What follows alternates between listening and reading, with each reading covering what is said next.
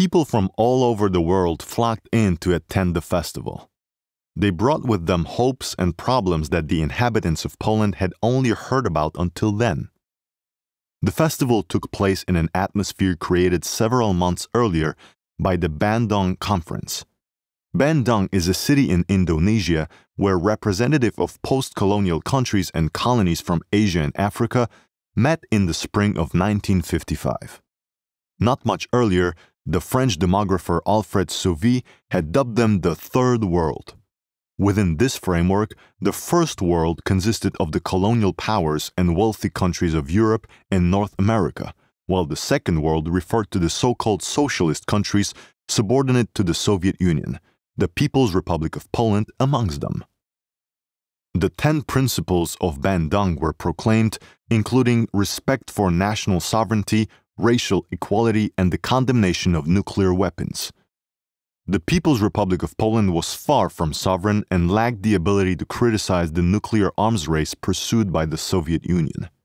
As a result, the Bandung slogans rang somewhat ambiguously in Warsaw. However, Poland did not feel responsible for colonialism, which gave it moral immunity of sorts and positioned it in opposition to the West, guilty of the suffering of colonized peoples.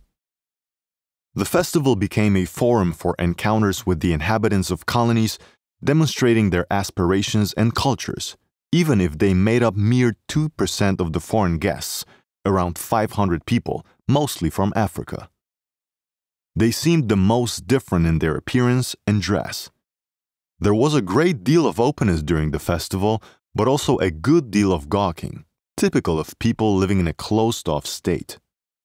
The guests' exoticism often took the center stage. Here are the scarves. Folksiness was in line with the ideological course taken by the People's Republic of Poland, as it was non-elitist. The doctrine of Socialist Realism imposed in the realm of arts mandated the emphasis on national form, that is, drawing from local and historical motifs.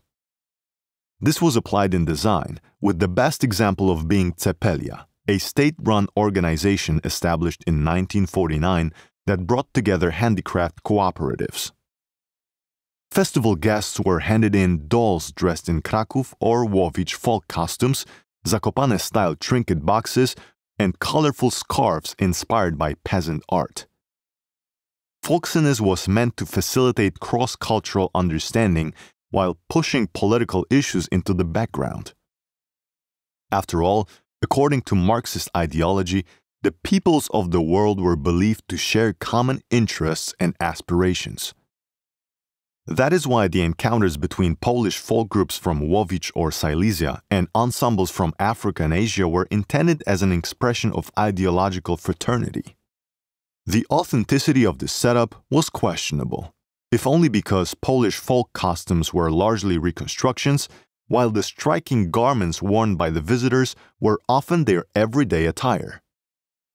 If the peoples of Africa and Asia were to emancipate themselves from French or British rule, was there also hope for many European countries to free themselves from Moscow's control? In 1955, such hopes were beginning to stare. Alas, in the autumn of the following year, they were crushed by the Soviet invasion of Hungary. Today's commentary on this is offered by the audiovisual installation in this room by Ukrainian artist Yulia Krivich.